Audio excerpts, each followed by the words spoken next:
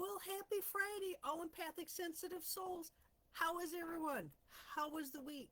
Thank goodness I have today off because why is it when we have a shortened week at work, that week is like doubly long? The week before, it was Thursday, and I'm like, oh my gosh, tomorrow's Friday. I can't believe it. And this week, it was Thursday, and it's like, this feels like another Monday.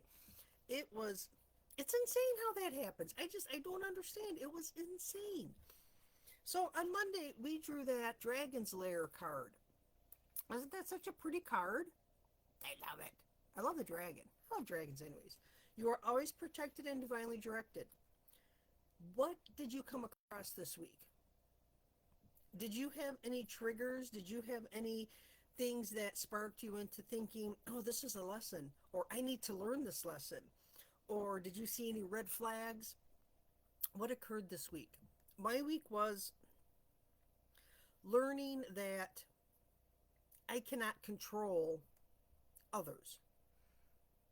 And I'm still, yeah, I've learned it. How many times have we gone through this? But it gets very frustrating when I'm in turmoil. I am worried about future events because past always dictates what's going to happen. And especially at work, where because we can't control others and we're trying to learn and grow and move forward and be at peace and heal ourselves, but the other people aren't. And it is so hard to sit and look and say, I know what's going to happen come November.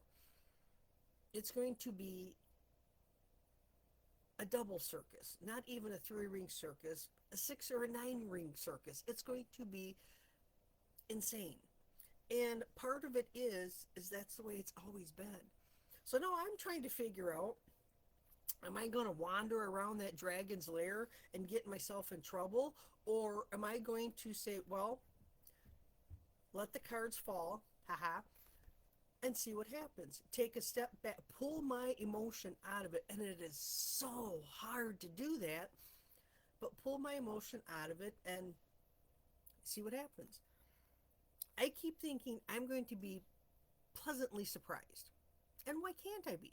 Why can't things go differently, do differently than the same old standard, the same old, same old?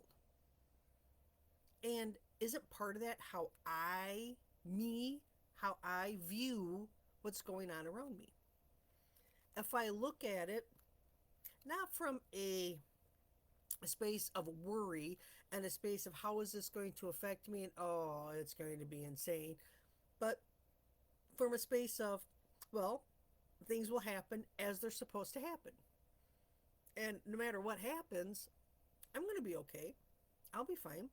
If I have to work overtime, yay me, I'm going to get extra money before the holidays.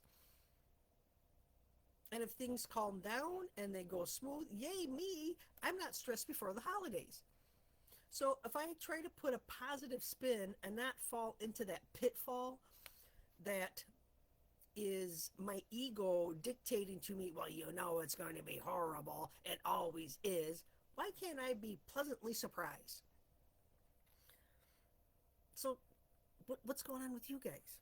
I've got my coffee all ready this morning because, oh, I slept in late.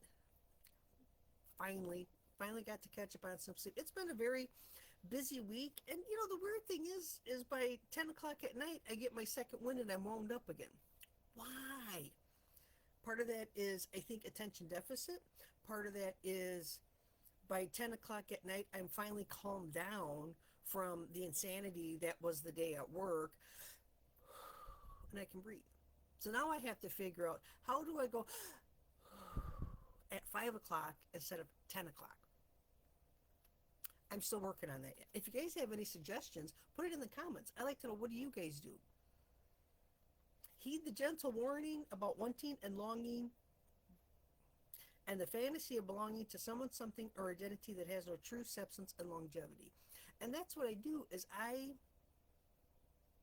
put my take, my spin, my fantasy, my dream of what's going to happen in November, how the people around me are going to act and react at work because my coworker is retiring.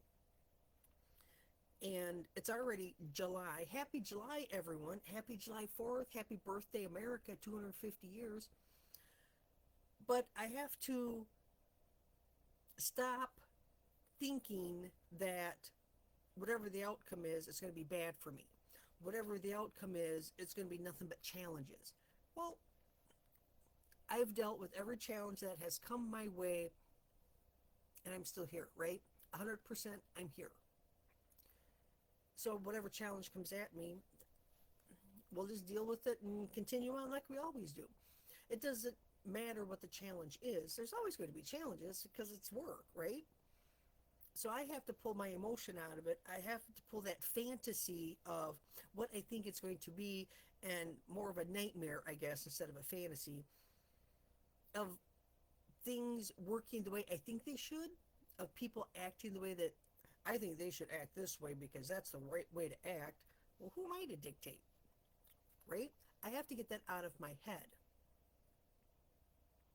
because I don't want to get lost and wander around in the circle by the dragon's lair. I need to choose another path. And the path I'm trying to choose, if my ego would calm down, is that what will be will be. What will happen. And it's how I act and react to what happens is how I'm going to stay safe in my own mind. How I'm going to feel secure in my workplace. And it's so hard because, like I said, past dictates. And you're thinking and you're thinking, and this happened and that happened, and all this stuff happened, and oh, remember when so and this and that and the other. And I have to look at it from a fresh perspective that that may not play out. It may totally surprise me. And every time I think that it's going to be, oh my God, the world is ending, it never does. It always continues. I find a way to adapt to the mess of a situation. Is that fair? No, but it's work. And what are we going to do, right? I have to have a job. I need insurance. I need money to buy coffee. So this, and I don't think I'm alone in this. I think this is corporate wide across America because everybody I talk to, unless you are a small business owner or you own your own business, but still you're still struggling too because you're fighting the uphill battle of dealing with whether you have employees, you rent someplace, always some drama going on. I was talking to my brother the other day. I said, why, when did it become so hard? Why did it have to be so hard? And he made a point of saying, we are no longer community based. Wow. Is that a true statement? When I look around, I don't see a community. At work, we're supposed to be a team, and it's not. They pit everybody against each other. Or they put people in place that pit people against each other. So there's always discord and there's never harmony. In the community, people are pitted against each other. You have the people who don't have as much against the people who have more. You have the people who are struggling and on the system and the people who are either retired or have a decent job and are okay. There's always this huge disconnect. Those people aren't invited. These people think they're holier than thou. And there's so much judgmental BS that goes on. It's ridiculous. There is no more accepting people as they are. There's no more, we can disagree and still be friends. You have your opinion, I have my opinion. I may not agree with you, but that's okay.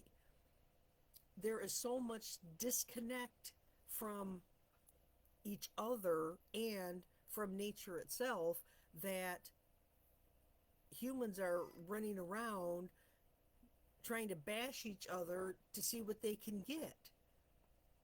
And it's absolutely ridiculous. And I thought about that and I'm like, we don't have a community anymore. And that is so sad. So you are always protected and divinely directed. And if I keep repeating that to myself, and it's usually multiple times throughout the day to keep my nervous system in check. And I try to talk to my coworkers about, it's going to be crazy this fall, but we'll get through it because we always do. We're going to be fine. And I try to put a positive spin. And it's funny because when I get nervous and worried and start to rant and rave, my coworker does the same thing back to me. It is absolutely hilarious. But we have to have that venting process. Otherwise, we go, oh, right? And we don't want to be that way at work. So, the Dragon's Lair. What did you guys notice this week? Any red flags? Anything that you come across something and it's, oh, this is a lesson. I need to do this because I need to learn this lesson. But do you really? Temptation and intrigue abound, but be careful because you can't win this particular challenge. Right now we're in Mercury in retrograde, and boy, there are some things that are challenging. Let it go. Just I do a lot of deep breathing exercises. Breathe in for a count of 4, hold for a count of 4, breathe out for a count of 4, hold for a count of 4. The box, I do that a lot, especially at work, or I just breathe in deep and let it blow out. Sometimes I force it out, especially when I'm hyping up. And did you know that you can pretend cry and it reduces the stress and your vagus nerve and reduces your heightened emotion and your fight or flight response? I thought that was fascinating. So sometimes we have to use these little tricks in order to make it through the day, especially with the insanity at work. Any red flags, let me know. Put them in the comment field. And how do you deal with them? What do you do? Again, as an intuitive emotional healer, I love to help people move forward. If you need help getting away from the Dragon's Lair, making sure that you've learned whatever lesson it is so you can move on and not have to repeat that lesson, let me know. I'm always here to help. Intuitive emotional healing is my jam. I love helping people move on, become better versions of themselves without that backpack full of boulders that you're dragging along because this is the way it's supposed to be. No, we're divinely protected and divinely directed, so we're good. Let me help you. Drop it in the comment, reply to one of my emails, let me know how I can be of service.